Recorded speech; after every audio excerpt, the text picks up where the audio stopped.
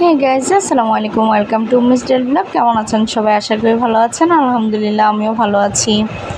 এই তো আজকে রান্না করতেছি হচ্ছে চিনি গুঁড়া চাল দিয়ে পোলাও। তো পোলাও রান্না করতেছি। আজকে যেই মেহমানটা আমার বাসায় দুদিন আগে এসেছিল, সে আজকে চলে যাবে সকাল সকাল।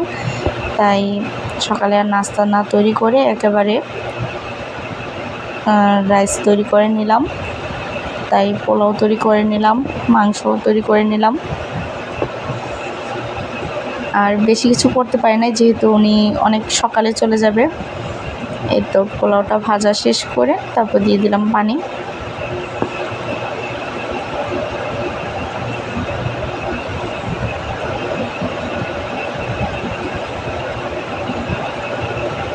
পানি দিয়ে দিয়েছি, এই তো বলকও চলে আসছে। এখন ঢেকে রেখে দিব।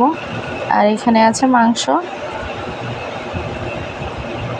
আমি সার্ভ করে নিয়েছি বাটিতে। আর এই যে দেখতে পাচ্ছেন পোলাওটা হয়ে গেছে।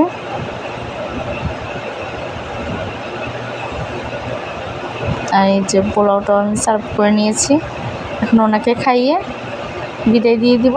আল্লাহ হাফেজ।